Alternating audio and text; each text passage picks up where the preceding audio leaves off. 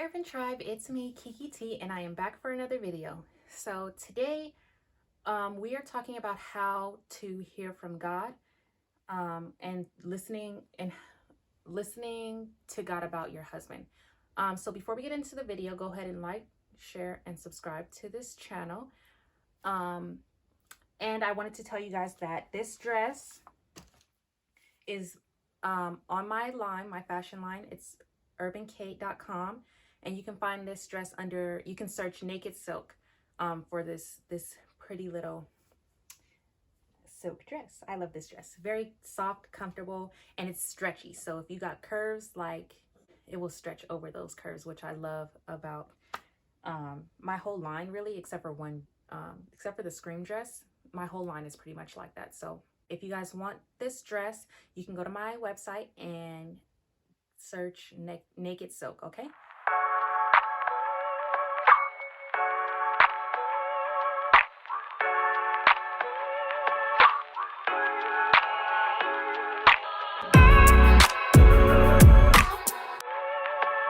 So how to hear from God. This is something that I'm personally still learning. So even when writing out this video, I really had to listen and wait for God to tell me what he wanted us to know. A little bit ironic, but that is what I have to do. Listening to God is not always the easiest thing to do, because first you have to be quiet enough within yourself to actually hear God, and then you have to be humble enough to actually do what he's telling you to do. It's very common to struggle with hearing God because the world around us is so noisy. So I'm going to share with you guys a few things that God has given me on how to hear him better. So just a disclaimer, this process really requires you to be 1,000% ready to give up yourself and your personal will in order for God to be able to fill you up with him and his spirit. So if you're not really ready to let go of what you want, then this video is probably not for you. And that seems harsh, but you probably won't get what you need out of this video if you're not really ready.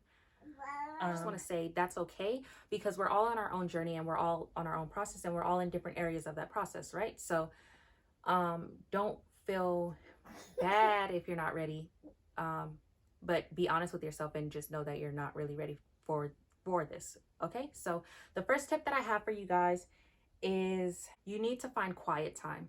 God doesn't care when you do it, and he doesn't really care where you do it.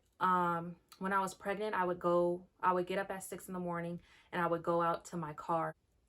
I personally just needed to get out of the house so I can really just zone into me, and align with God, so I could really truly hear him. And so I would go sit in my car in the morning, read scripture and pray and worship. So God doesn't really care about where or when you do it, but what he cares about is that you're genuine. When you come to the throne, you need to have a very pure heart. God knows the heart of man. And so if you're coming to the throne with half of a heart to be in alignment with him and half of a heart to still do what you want to do, you might, and I've done this before, you might misinterpret what God is saying for something to make it into what you want it to be. So you really have to be careful of that. Now that I have my daughter, and before I was pregnant, I would find my quiet time while I was driving. Driving is very meditative for me. I don't even know if that's a word, but you guys know what I'm saying. Driving is very calming for me, and so that's a lot of the time where I find my quiet time. And on top of that, like, a lot of times I'm so busy throughout the day that the intervals of driving that I do ends up being my quiet time. So like I said, he doesn't care when and he doesn't care where, but you need to do it, okay? If it's not me driving though, and I really need to set aside a decent chunk of time to be with God, I usually have to get up at 5 in the morning, which I'm not a morning person. So it's definitely a sacrifice. I love my sleep, so it's definitely a sacrifice, but it's it's a sacrifice that is like, it's so beneficial. Like I'm sacrificing my sleep, but at the end of the day, like my day always ends up going 100 times better when I wake up at 5 in the morning and just spend like an hour or two, hour and a half with God, first thing in the morning. So if that's something you can do, I would suggest doing that. But if not, find time when you have time. Okay, so number 2, now that you're empty and you found time to allow God to pour into you, you can trust what you are receiving. Okay, now that you know that it's God and you're empty of yourself and you know that God is overflowing in you, you can trust what he says and you can trust that it's him that's talking to you. Okay, so for me, typically fasting increases this for me. And now that I've grown spiritually, I don't necessarily have to fast to be able to hear God, but I recently did a 40-day fast, and I really just consecrated myself in God, and that has helped me so much to be able to hear God in my day-to-day. Even though I'm not fasting anymore, I can hear God. Like, it's really cool. It's so cool. But even before that 40-day fast, I fasted before. I think I did a 21-day fast before a few years ago. 2018, I think it was a 21-day fast, and God revealed to me that God revealed to me this calling in that time, and that I was to be married. Bless you, babe. And that I was to be married and to be a wife. And so fasting really increases my ability to hear from God. And so I advise that you start to fast if that's not something you've done before. I would suggest Morgan Tracy J. She's on YouTube. She's a pretty big YouTuber. I would suggest her, go check out her videos. She teaches, like, she has a video about how to fast, and that's the kind of videos that she does. So I would definitely suggest you go check out her video on that. I'm not going to teach you guys how to fast in this video, but it's something that you should do. It helps. Once you do hear from God, you might not, it's quite possible that you might not like what he has to say. Like, God is not here to just tell us everything we want to hear. He's a good God and he's a good father, so he's going to chasten us, okay? And you might not like what he has to say in sometimes, and that's okay. But that doesn't mean you get to do what you want to do. You still got to be obedient. And so that is the next tip. The next tip is to be obedient and trust. I know it's much easier said than done, and God will test you. He won't tempt you. If you're being tempted, that's the devil, and it says that in the Bible, but God will test you to make sure he can trust you. And so choose to be obedient. I know it's not easy, but it's so worth it. Like, choose obedience. Obedience is better than sacrifice. That's what my mom always told me growing up, and it's somewhere in the Bible. Google it. I don't know. But obedience is better than sacrifice, and it's so true.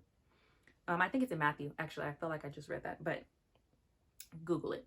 Obedience, in my personal opinion, is hard because you have the choice, and our flesh naturally wants to do fleshly things, like worldly things, because we're fallen.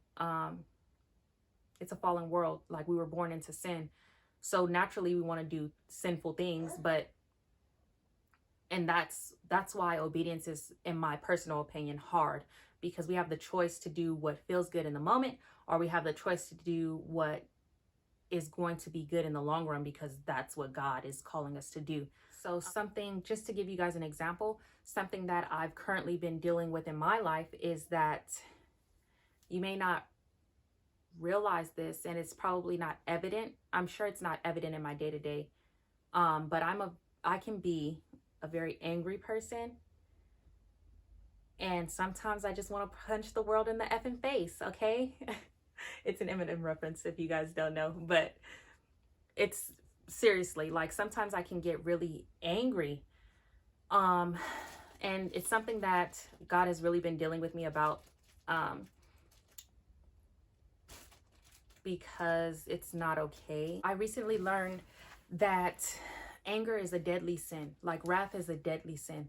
And so, yeah, anger is something that I've really been having to deal with. It's so natural for me to be angry. Like I've been an angry person for such a long time, since I was a little kid, really. But I've really come to a point where I realized that it's something that I really need to get control over. And on top of that, it's not beneficial. Like getting angry with somebody doesn't bring you peace. It doesn't bring you prosperity. It doesn't bring the things that I want in my life. So being obedient and not getting angry and turning the other cheek, in a sense, is something that I'm currently dealing with. So I know from personal experience, like it's not easy to be obedient.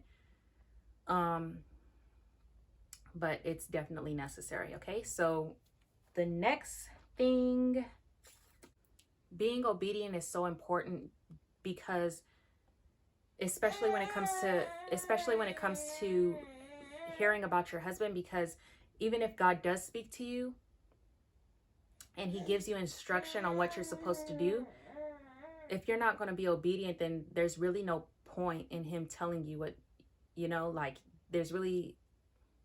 you're not going to do it anyway.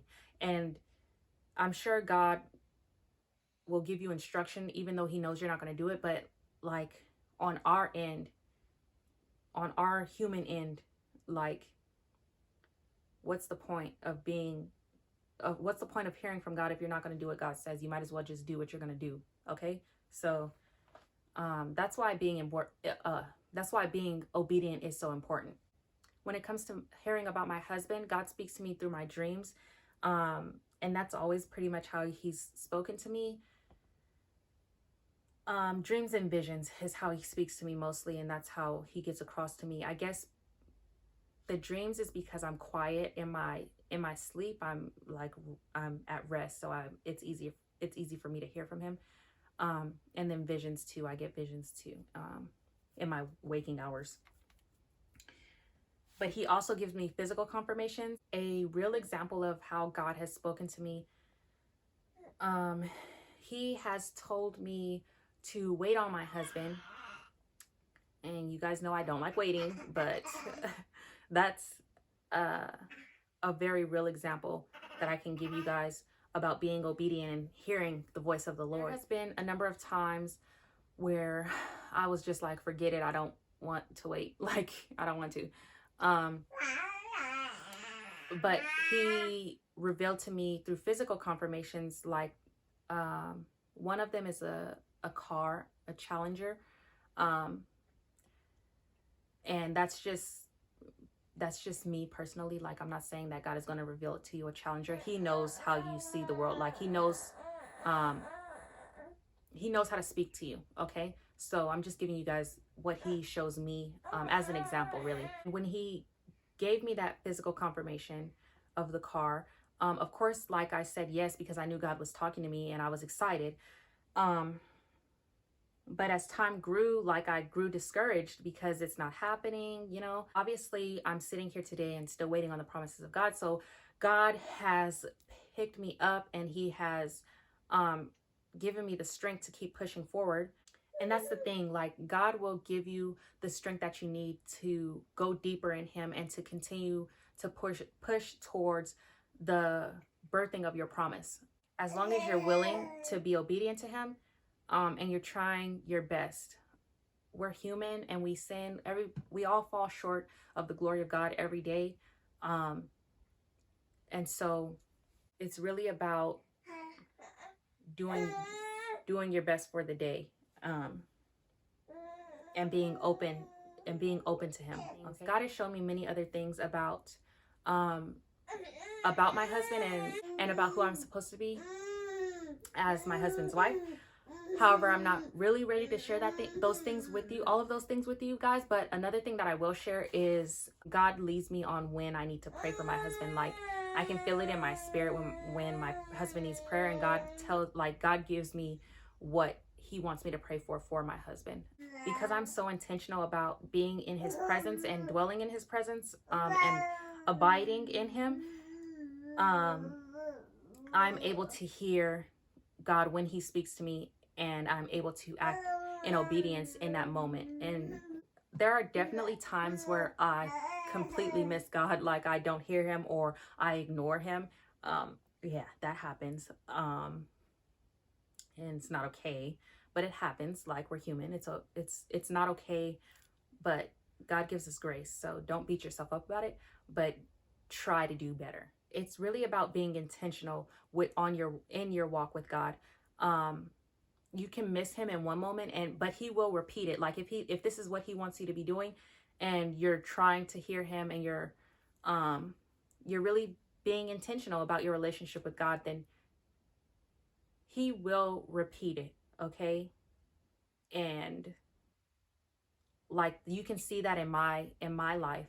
Like, even when I've given up on my husband, like, God has brought me right back and repeated what he has promised me, and reminded me of the dreams that he's given me, and reminded me of all the things that he's told me previously. And so God is not going to let you, if you're a willing vessel, God is not just going to say, oh, she didn't listen to me this time, so I'm done with her. Like, he doesn't do us like that. Okay. So be gracious with yourself, because he is gracious with you. It's a growth journey, and I just want you guys to be gentle with yourselves. And take me for an example. I literally said no to God. Like, who do I think I am? I don't know. But I literally heard God and decided to be obedient. Or I heard God, sorry, and I decided to be disobedient. But I'm still here, and God is still God is still holding true to his promise, because his word will not return to him void. And so take me for an example, okay? Even if you've been disobedient in the past and you've made the wrong decision, God will redeem you. Like, be gracious with yourself. He did not die on the cross for us to be beating ourselves up for not being him. Like, be gracious with yourself and just do your best, okay? He's still blessing me, and I was disobedient. It's because he loves us. Like, there's no other explanation. He loves us. So that's all I have for you guys for today's video. And yeah, stay encouraged, be encouraged, love yourselves, love others, love God. I will see you guys in the next one. I said bye.